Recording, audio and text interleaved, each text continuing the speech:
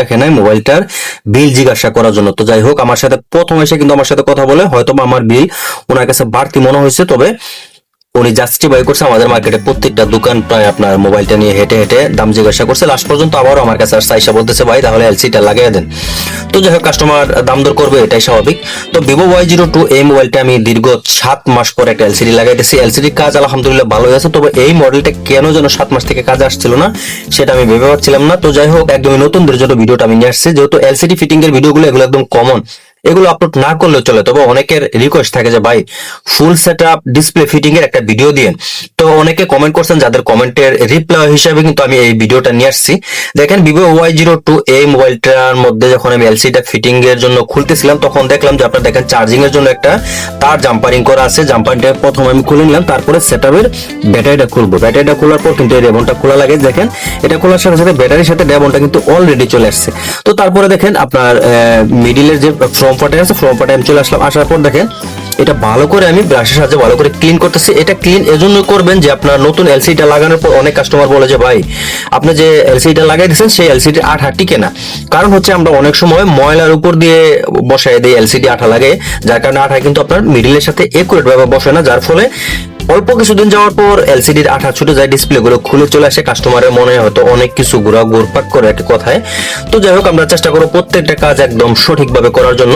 তো সঠিকভাবে করার জন্য আপনারা প্রথম যখন এলসিডি ফিটিং করবেন, এলসিডি ফিটিং করার পূর্বে বডিগুলো ভালো করে ক্লিন করে নেবেন এন্ড এলসিডি ফ্রেমে আঠা দিয়ে বসানোর পূর্বে এভাবে ডিসপ্লে লাগিয়ে চেক দিবেন যে মোবাইল এন্ড হচ্ছে আপনার ডিসপ্লে দুইটা ঠিক আছে কিনা। তো আমি শর্টকাটের ভিতরে চেক করলাম দুইটা ঠিক আছে যখন, তখন কিন্তু আমি এটা খুলে নিলাম।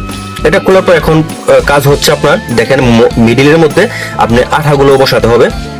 আঠাগুলো আমরা অনেক সময় আঠা লাগানোর মধ্যে আমরা বেশ কম করি। কিরকম বেশ কম করি যে আমরা আঠা লাগানোর পর সরাসরি ডাইরেক্ট আমরা এলসিডিটা বসাই দিই, এভাবে না।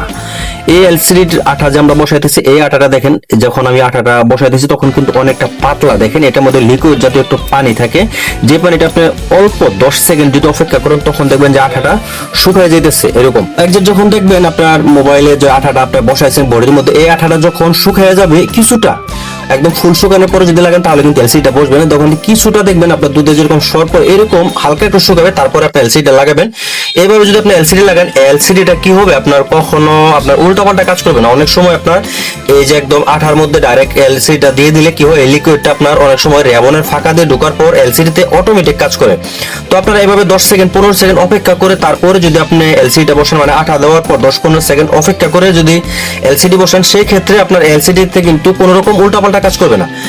তো এই ছিল আপনাদের জন্য ইনফরমেশন, এবং যারা নতুন আমার কাছে জানতে চাইছিলেন আসলে এলসিডি আমরা কিভাবে লাগে, তাদের জন্য এতটুকু সময় কথা বললাম।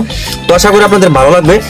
ভিডিওটা যদি ভালো লাগে, একদমই নতুন যদি আপনি হয়ে থাকেন আমার পেজে, তাহলে অবশ্যই পেজটা ফলো করে দিবেন এন্ড লাইক কমেন্ট করতে একদমই ভুলবেন না। এবং এই ধরনের ভিডিওগুলো চাইলে আপনি শেয়ার দিয়ে আপনার টাইমলাইনে রাখতে পারেন, কারণ পরবর্তীতে এই ধরনের কাজ আপনার অনেক কাজে আসবে। অনেকে আমাকে রিকোয়েস্টের জন্য কিন্তু ভিডিওটা আমি নিয়ে আসছিলাম। তো আজকের ভিডিওটা এই পর্যন্তই, ভালো থাকবেন, আসসালামু আলাইকুম।